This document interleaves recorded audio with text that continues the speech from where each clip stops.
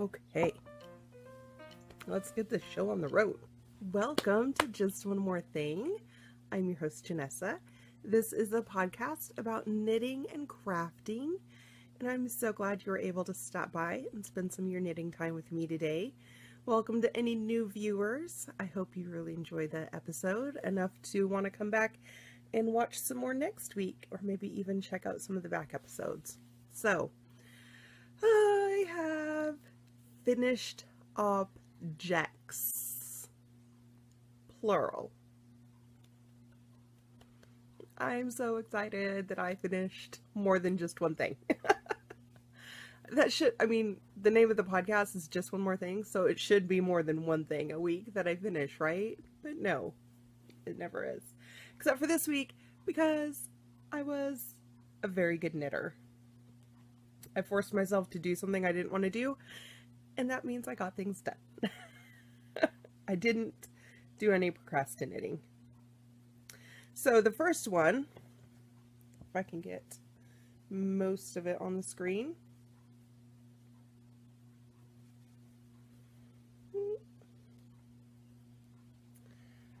Did that kind of make it? The variegated yarn in this makes me a little bit dizzy. It always kind of makes me have to blink a little extra. This was my granny square baby blanket. It's kind of on this like small baby blanket size, perfect for, you know, covering a car seat or laying down on the floor to play on. It's not a, you know, swaddle them up in a kind of a blanket. It's just a nice little lap blanket.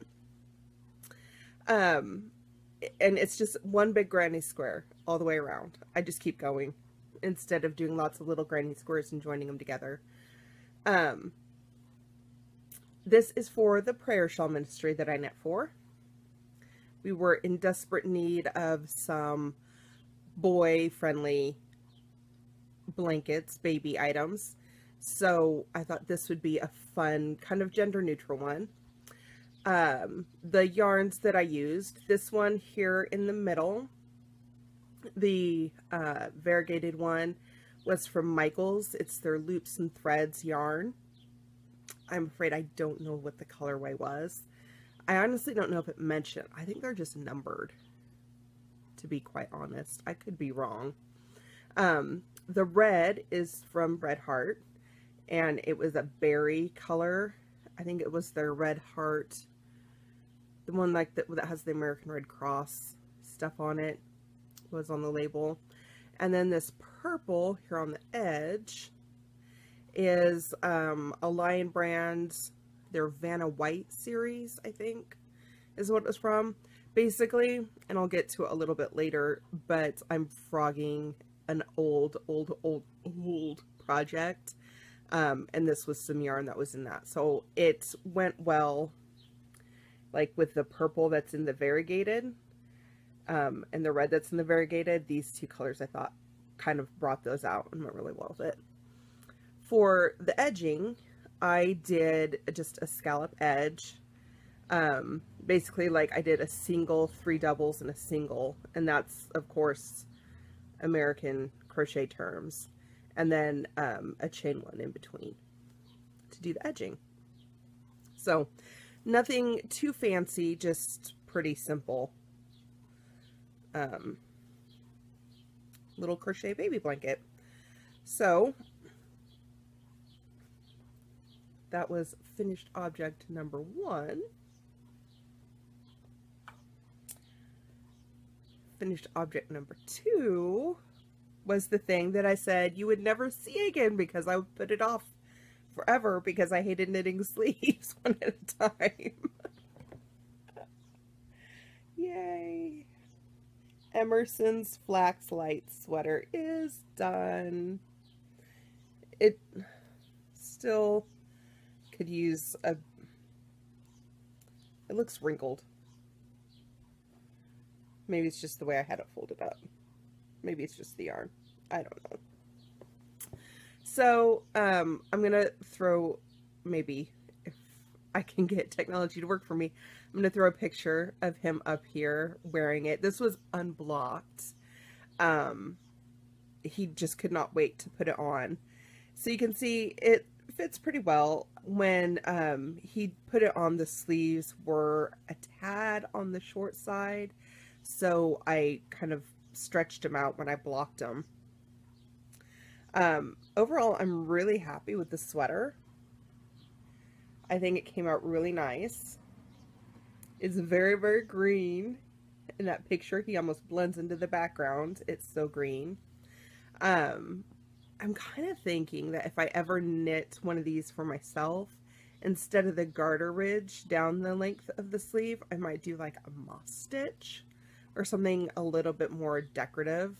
The garter stitch is nice for, especially if you're knitting it for guys. I think it kind of adds a bit of masculinity to it.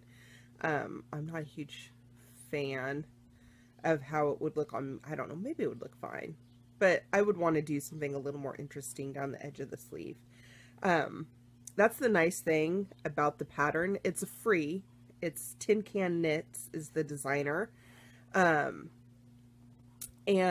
it's a free pattern that basically teaches you how to knit a top-down raglan shaped sweater. So it goes into a lot of detail that if you're an experienced sweater knitter, you're like, really? I know this. But for those of us who have never really successfully knit garments before, it came in very handy to kind of be like, here's the instruction and this is why you're doing it. So I enjoyed that part of the pattern. I do need to go back in and kind of sew up. Let's see if you can see that. Where's my camera? Here it is. I've got some kind of holes there in the underarm that I want to sew up a little bit. So I haven't woven the ends in that part of the sweater yet, and I'm going to kind of sew those up. This basically was blocking overnight, so hasn't 100% finished yet. But between those two objects, I'm now at like 7,000 some odd meters for Stash Dash. So I'm definitely going to be able to hit my 10K minimum goal. I might be able to go much more than that. We shall see. So, moving on to what's actually on my needles.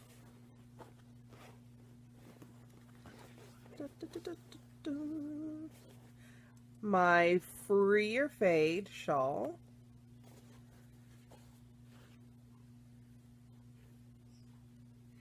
Is still on my straights. So it is, you know, bunched up there on the straights. The reason I haven't moved it over to like a circular needle, or the reason I didn't start it on a circular needle, is because of how thin the yarn is. I'm really worried that it's going to catch on the joins and break. So, I do have like one of my grandma's old sets of straights that are like crazy long. And I'm going to see if I can't find a 4 in those and switch over. They're not my favorite needles. They're the old like metal boy needles. So I don't know. I might just try to make do and see how long I can actually keep it on these shorter ones that they're coated, and so they're a really nice, like they're not too slick, but they're just slick enough that they work. Anyway, the fade is coming along. I ended up wanting to use like every last little bit of the maroon, so I faded over 2 sections of the garter instead of just one, but and it came out quite stripy, but that's okay. I think it looks nice because there were lots of stripy bits down in here of the turquoise as well, so I'm fine with how it's striped. I'm got a couple of stripy bits. You can kind of see where the next green color and some of the maroon are in the turquoise. That's how much I have left, so I do have quite a bit left before I fade for my next color. but it's coming along. I really enjoy it. This did not get as much knitting as I would have wanted to this week, but it was because I forced myself to knit those sleeves. I kept telling myself, no, no, don't put it down. Finish the sleeve, finish the sleeves.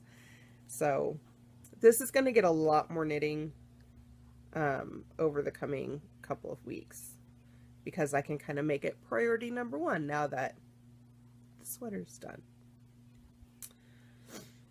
Okay, so not a whole lot of progress to show you there, but definitely still working on it. I also have a new cast on. Right.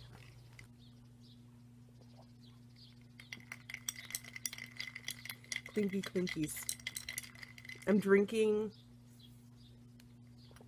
iced coffee this morning because it's hot. And I'll tell you about that in my recommendations. I'll tell you all about my iced coffee. So, new project on the needles is a test knit from Cozy Up with the Stitchin' Sisters. If you've not heard of them, they are a group of sisters. There's 4 sisters. They live up in Alberta, Canada. I think it's Grand Prairie, Alberta, Canada is where they're from. If you guys are watching, hi! I told them that I asked if I could talk about this on the podcast, and they said sure, and that they were going to check out the episode, so hope you're watching. Hope you enjoy it. Anyway, so they live up in Canada, and they have a podcast. There's usually only 3 of them on the podcast, but they designed this shawl, and they put it out there for all the people that watch their podcast to test knit it for them. So I thought it would make a really great shawl to use for my prayer shawls for the prayer shawl ministry, because it's interesting enough to keep my attention so that I keep knitting it, but it's not too crazy. Like, whoever gets it won't feel like it's just a crazy shawl. Like this one that I'm wearing that has like crazy fringe and stuff on it, people would probably be like, I don't know about that, like, thanks. It's a little out there, but this one is like nice, and I don't want to call it simple or plain or normal. Like, that makes it sound bad. It's a very pretty shawl. It's just a good, easy shawl that people will be able to actually use. Like, they're gonna know how to wear it. They're gonna know how to use it. It's not too far out there for them. Does that make sense? I really do like the shawl, and here I am making it sound like, I don't know. Anyway, I'll show you my progress so far. Onto the good stuff. So I have done, this was the cast on edge. I've done 2 repeats of the cable here in the middle. It'll be a really fun construction. It's one where you knit the body and then you put on an applied edging. So I am somewhat debating, now that I look at it on screen, it's not too bad. While I've been knitting it, I really have been debating whether or not I should go up a needle size. I don't know. It's not, I can't depend on it blocking out much bigger because it is acrylic yarn, because I'm knitting this as a prayer shawl. So I don't know. I'm afraid if I go up a needle size, I'm going to lose what little stitch definition I have in the cable. So we'll see. I'll probably stick with this. I'm knitting it on 5.5 millimeter, which is like, I think, a US 9. The yarn that I'm using is some more of that, remember the blanket that I mentioned that I'm frogging? This was the yarn. It's from Lion Brand, and it was the Vanna's Choice yarn. I don't know if they still sell this. I don't know if this is still a brand that Lion Brand carries or not. But it was a worsted weight that I had enough yardage for. This is called the Mammoth Shawl, and it is going to be mammoth. When the girls showed it on their podcast, it was huge. Absolutely huge. So, yay, there it is. I'm test knitting that, and I'll make sure and let you know when it goes live and stuff. Actually, you should just follow them. I will, excuse me, my allergies have my nose kind of running. I will make sure and link in my show notes so that you can check out their podcast, their YouTube channel. You can find their Ravelry group and all of the other patterns that they've designed, because they do have a lot of fun patterns. They really do. All right, so that is the new cast on. Put that back over here.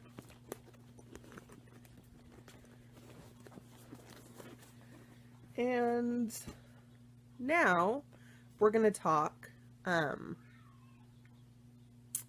future cast-ons. I lost my train of thought because my kids are in the backyard yelling and screaming at each other.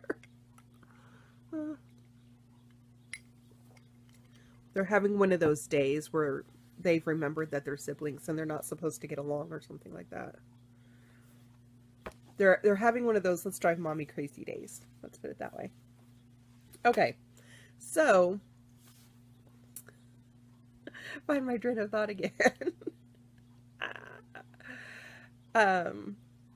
We are going on vacation next week. Actually, at the end of this week, we're leaving for vacation. We're going out to Colorado to visit my mom, which means a 11-hour car ride. Lots of car knitting in my future, basically. So I wanted to cast on some things that were going to be easy for me to knit in the car. The Mammoth Shawl is definitely going to probably be one of those. Depending on how far I get on it, I also wanted to find some other kind of easy knits to work on. The first one I found, and let's see if I can dig down and find a skein of the yarn that I want to use. So the first one I found that I'm thinking of casting on is the Coffee Shop Wrap, and here's a picture of it. As you can see, it uses quite a few colors, but I'm going to take like the cheater route and use a self-striping. So this is Premier Yarns Sweet Roll.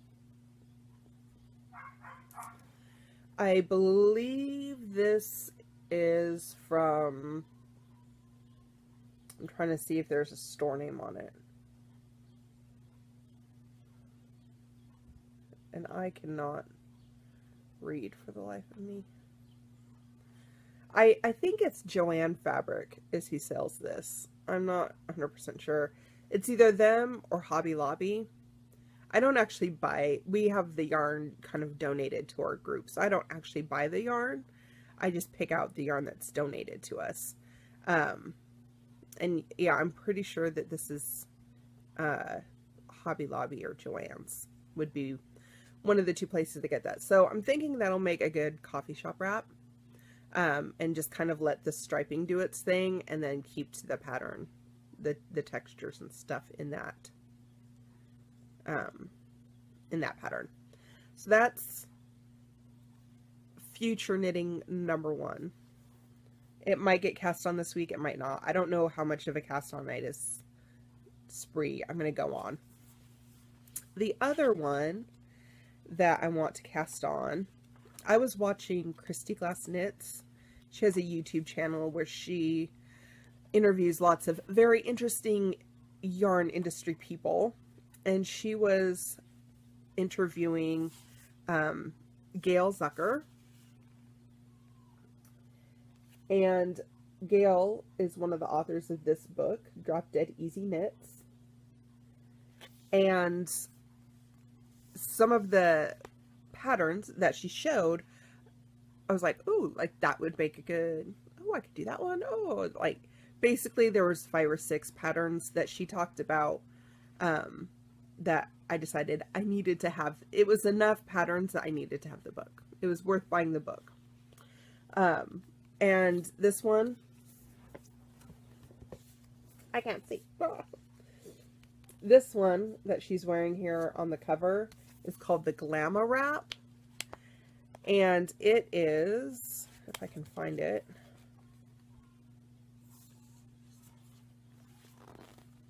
here's a better picture. It's basically a drop stitch wrap that gives you like some really easy movement. So that's the other one that I want to cast on for car knitting. I'm not entirely sure yet which yarn I will use. I'm kind of wondering how it will look in a variegated. This is that loops and threads from Michaels. I don't know. I don't know if I'm going to use that one or if I'll just cast it on in something else. But those are the other 2 that I'm thinking of casting on for this vacation knitting. The other reason I really wanted this book was for this wrap, which is the Short Beach Shawl from Kirsten Kapoor is the designer on that one. And I think Kirsten did the Glamour Wrap as well. Let me see. Yep, she did that one as well. I really like her shawls. I've knit quite a few shawls from her. So, that one, the Short Beach one, is actually knit in silk. And I have a bunch of silk hankies that I'm thinking as soon as I get my spinning projects done, that'll be the next thing on my wheel. So I can knit myself one of those. And speaking of spinning, I did spinning this week. So, spinning, I finished the first half of this Falkland fiber that I got from Once Upon a Corgi.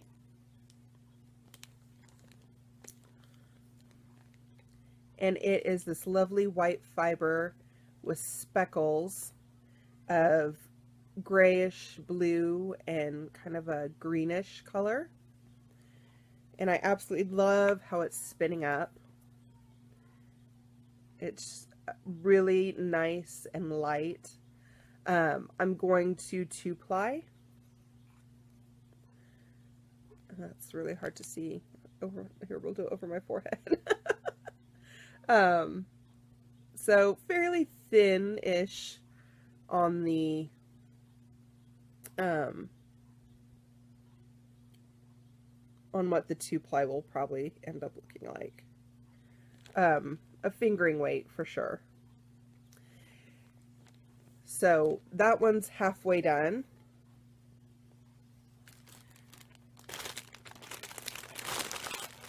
Put it back in its crinkly bag.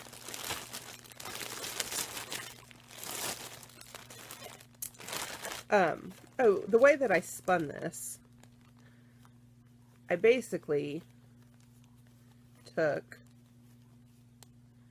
and stripped out little sections and then spun like the whole, you know, braid of that section, so that when I would come to these spots of color, I was only getting like a little bit of the color and not the whole amount of it, to really break up the color a little bit and make it more subtle. I apologize for that crinkling. I know that bothers some people, but it can't be helped. So then I switched back to this fiber from Into the World.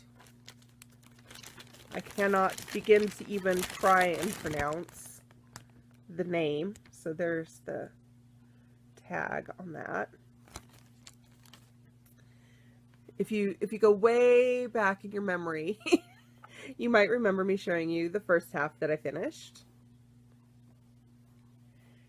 And I've started on the second.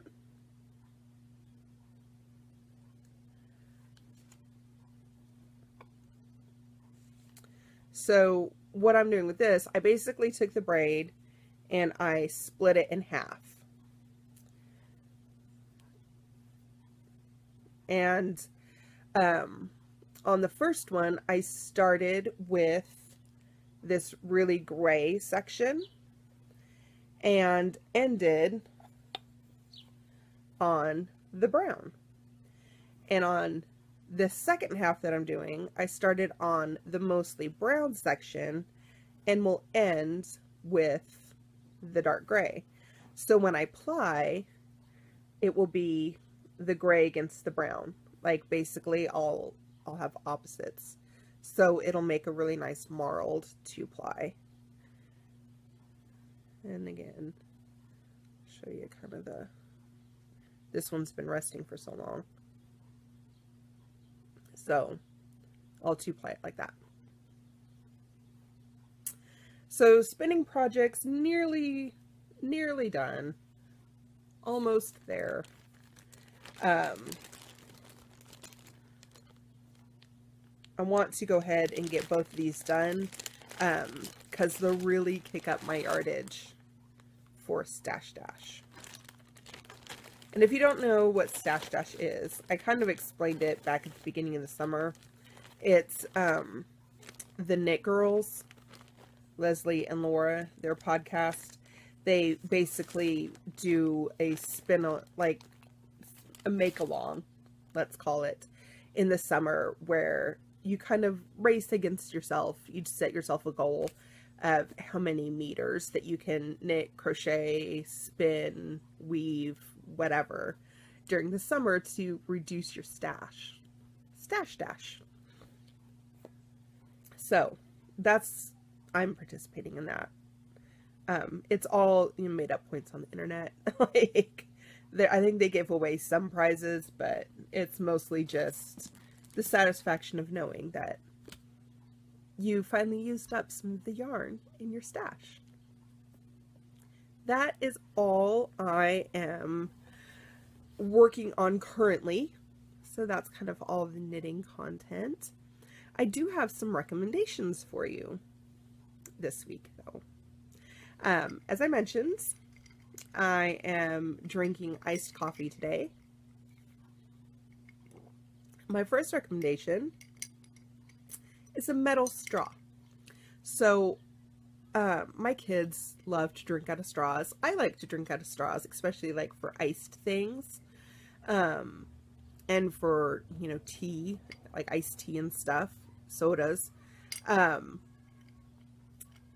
it really is aggravating to have to buy straws from this. Like, they're not super expensive plastic straws, but like it adds up and you can't really reuse them. And then the kids do that horrible thing where they chew on them and it drives me bonkers. And you can buy like reusable plastic ones, like the big plastic ones. But again, my kids chew on those and it drives me bonkers because then they're like worthless and you have to throw them away and it's wasted money.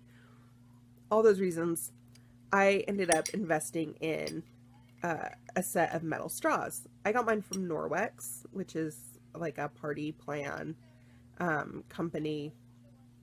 They do, I think there's kids coming over to play with my kids. Where was I? Oh, I got mine from Norwex. They came in a set of 4. I think they were like $20. Paid for themselves within a couple of months. Like, hello. To be able to just wash them and reuse them and the kids can't bite on them or destroy them or bend them or whatever kids manage to do to things. Yeah, I definitely like that. And I have a little interruption coming in. Yes, may I help you? Okay, shut the door. Play in the backyard, remember. They had to come in for a toy. We'll cut that part out. Maybe. Anyway, straws. So yeah, definitely recommend. I know a lot of other places make them. You can get them other places. But a metal straw, if you have kids who like to drink out of them, definitely worth the money. The real recommendation, though, is the iced coffee. So, I will put the link in the show notes, but I use Ree Drummond, who's the Pioneer Woman. I use her iced coffee recipe. It's super simple. It's basically take a bag of ground coffee, dump it in the biggest bowl you can find, pour a gallon of water over it, and just let it sit for like a day. And then you strain out all the coffee grounds, and you're left with this really, like, dark cold brew.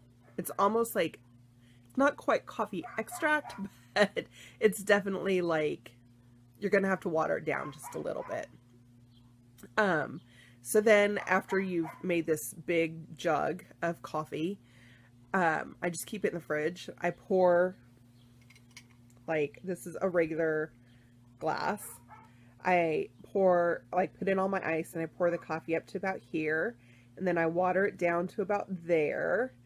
And then you can do cream and sugar or milk and sugar or whatever kind of sweeteners or flavors you want.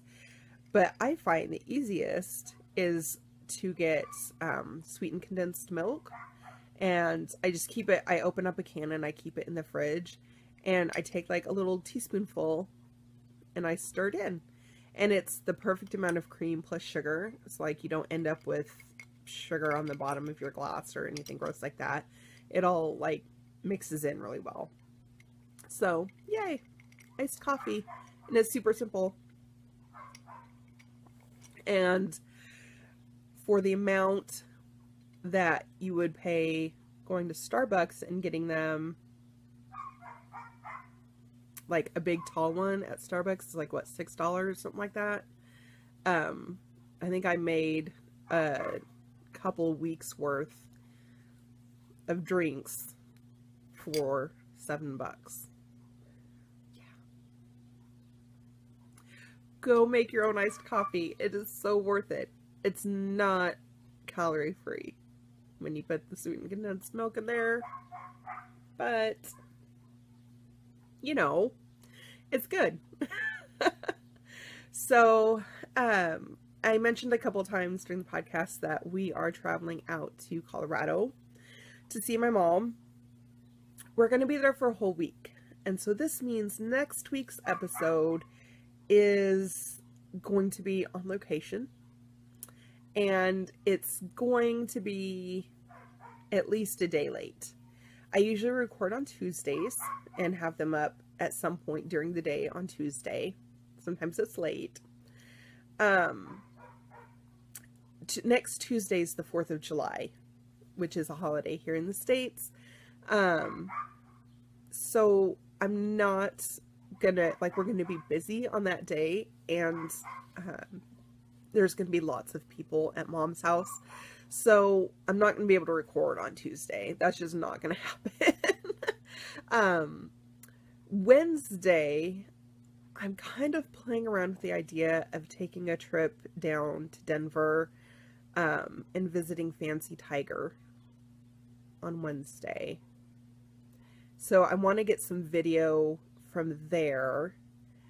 I might be able to record Wednesday evening and then, or like in the afternoon or something, and have it up by Thursday.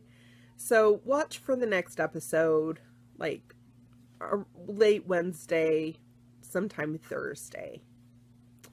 And then we will, and if for some reason, like, my plans go horribly awry and I'm just not able to do the editing or get the video up or anything like that, I will put a message on the Ravelry group and let you know that it's going to be late. But yeah, I'm thinking I should probably be able to do, at some point on Wednesday or Thursday, I should be able to record and upload something. of an episode. It might be a short one. We'll see. But then the next week after that, like when we come back, it'll probably be a recap of vacation and the car knitting on the way home. It'll be a short episode, but I will get back to the regular schedule. So it's going to be extra long between this one and the next episode, and then the episode between that, it's going to be short. But anyway, that kind of gives you an idea of when to look for the next episode. I didn't want you guys to like wonder why I wasn't recording on Tuesday. I know there are some times where like you get in the habit of watching a certain podcast and you're like, but today's the day that they record. Why isn't it up yet? And you start to worry, and it's silly. I know, but there you go. That's why you won't see me next Tuesday, but you will see me next like Thursday or something like that. Yeah. So that's about it. Has my nose gotten progressively more red throughout the episode? It's itching like crazy allergies. So anyway, that is about it for this week. If you liked the episode, give it a thumbs up and share with your friends. Make sure to join the Ravelry group. It is very small. It's basically just me posting show notes. One of these days we're gonna start a conversation and I'll have like completely missed it because I don't check it enough. But yeah, join the Ravelry group and share what you're knitting as well. There's a Facebook page that you can like, where I also upload the video and the show notes every week. And that's pretty much all I've been doing on Facebook. So those two places are where you can find show notes, and you can always leave a comment on YouTube. I'd love to answer those. Anyway, here comes the kids again. Maybe. Nope. They've decided they don't need the toy after all. Alright, so before like chaos ensues at my house, I'm gonna let you go, and we will talk to you next week from Colorado.